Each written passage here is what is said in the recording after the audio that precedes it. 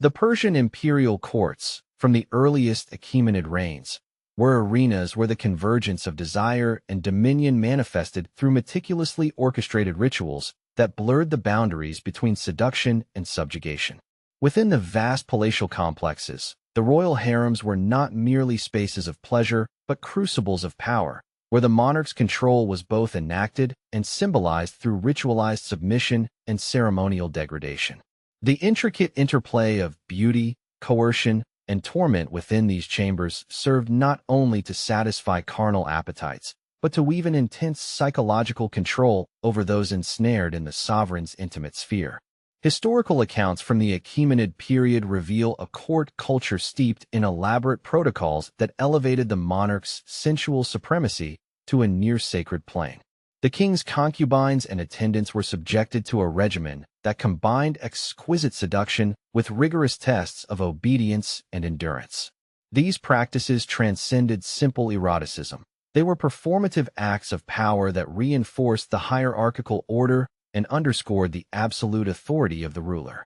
The harem functioned as a theater of sensual domination where pleasure was inseparable from pain, and where each act of seduction was shadowed by an undercurrent of eroticized torment designed to fracture wills and secure loyalty. Khosrow II of the Sasanian dynasty epitomizes this dark fusion of desire and cruelty within Persian royal pleasure customs.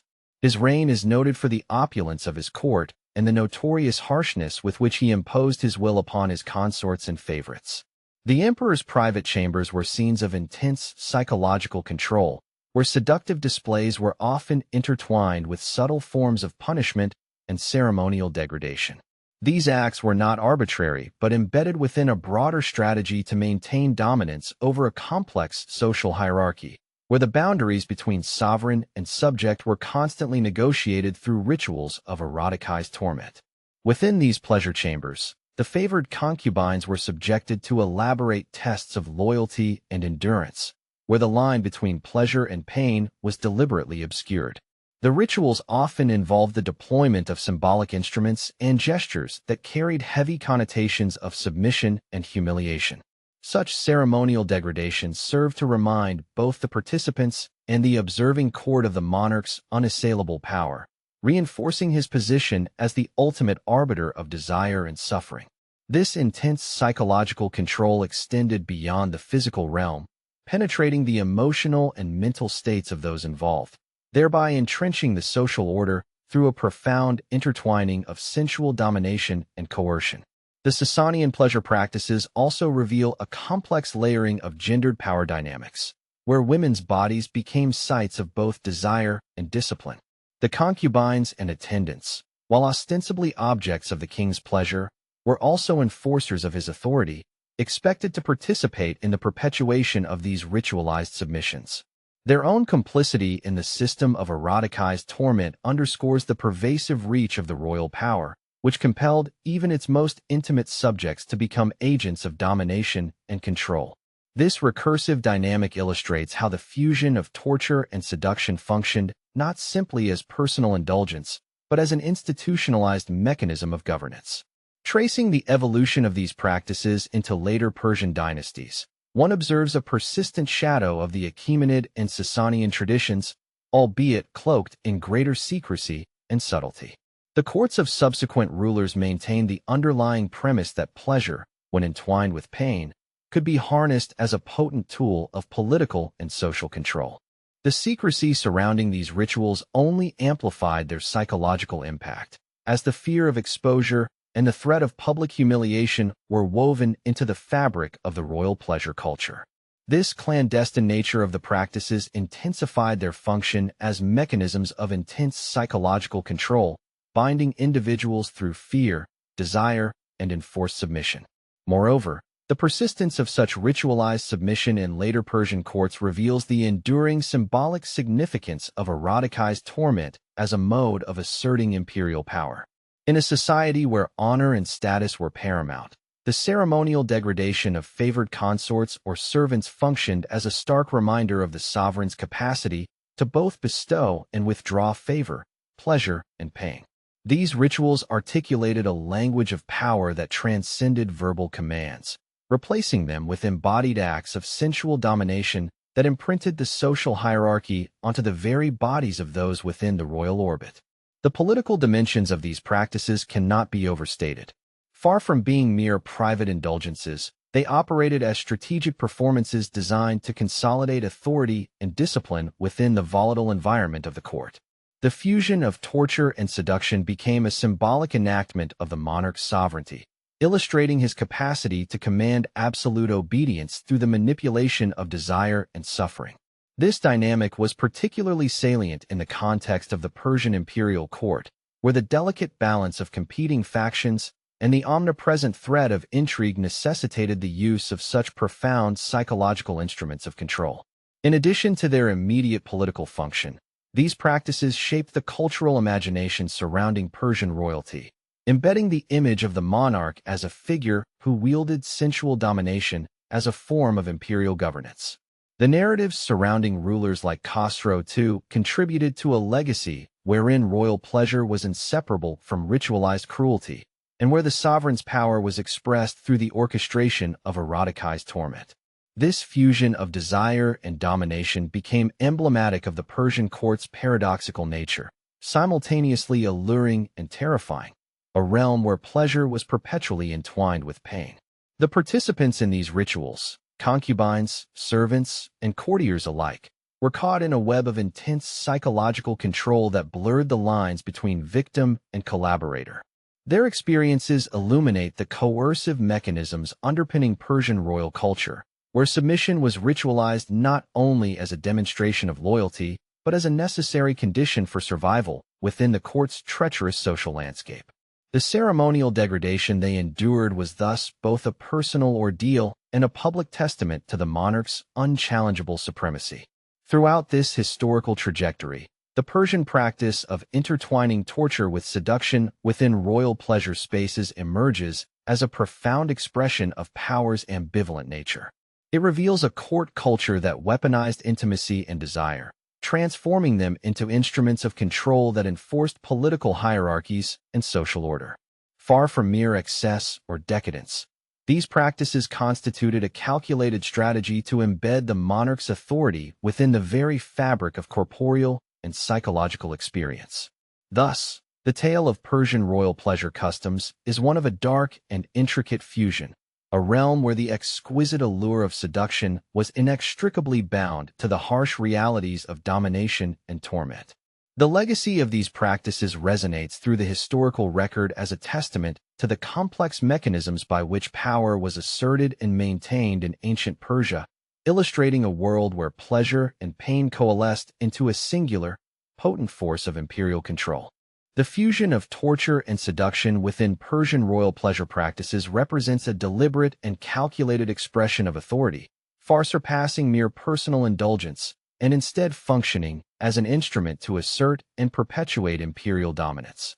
These rituals, deeply embedded in the social and political fabric of ancient Persia, reveal a system wherein pleasure was weaponized to fracture resistance and enforce loyalty, transforming intimate acts into mechanisms of sovereign control.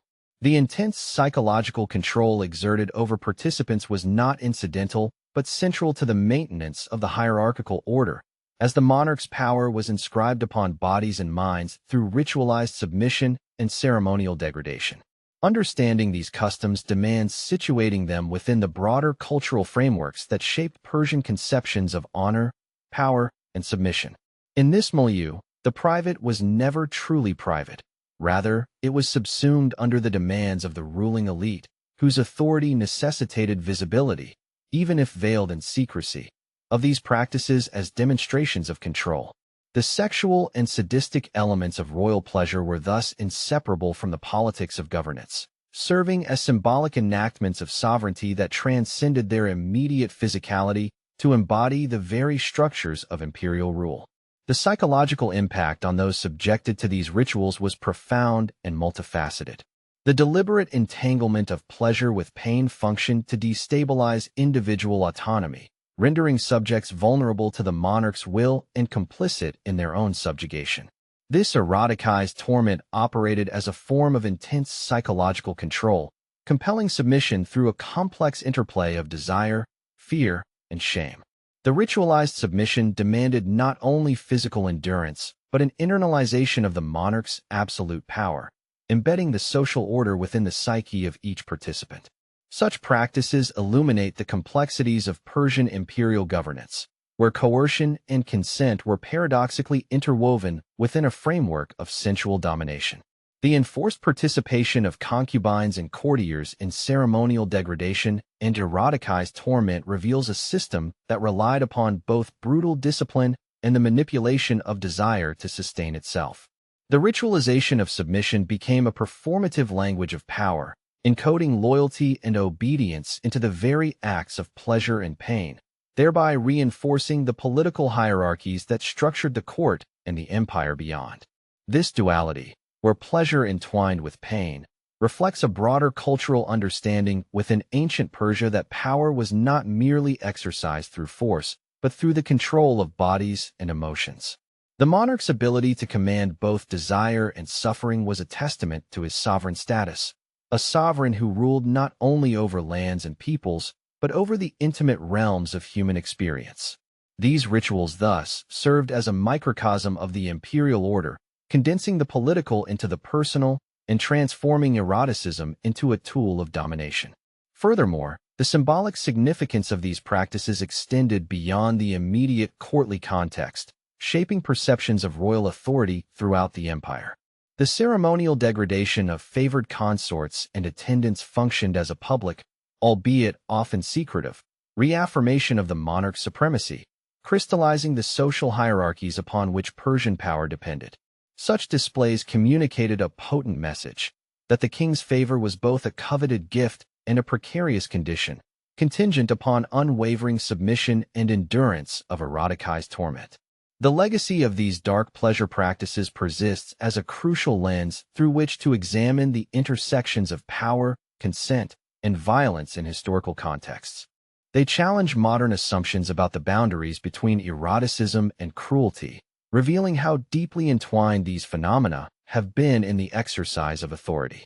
In the Persian royal courts, the fusion of torture and seduction was not an aberration but a calculated strategy that embedded domination within the most intimate domains of life, ensuring that the monarch's will was inscribed upon both the body politic and individual flesh. This analysis underscores the coercive dimensions of Persian royal pleasure customs, highlighting how these rituals function to discipline and control through the orchestration of sensual domination. The participants, caught in a web of enforced submission, were compelled to embody the contradictions of their roles, both objects and agents of power, victims and collaborators in a system that weaponized pleasure as a means of governance. The psychological scars inflicted by these ceremonies extended beyond the immediate acts of torment, imprinting the social order onto the identities and loyalties of those within the court's orbit. In sum, the Persian fusion of torture and seduction within royal pleasure practices reveals a complex and troubling dynamic wherein desire was harnessed as an instrument of domination and suffering was ritualized as a demonstration of loyalty. These customs articulate a profound paradox at the heart of imperial power, that authority is sustained not solely through overt force, but through the subtle manipulation of intimacy, consent, and humiliation. By embedding control within the realms of pleasure and pain, Persian monarchs forged a system of governance that was as psychologically penetrating as it was physically coercive, reflecting the intricate and often brutal realities of ancient imperial rule.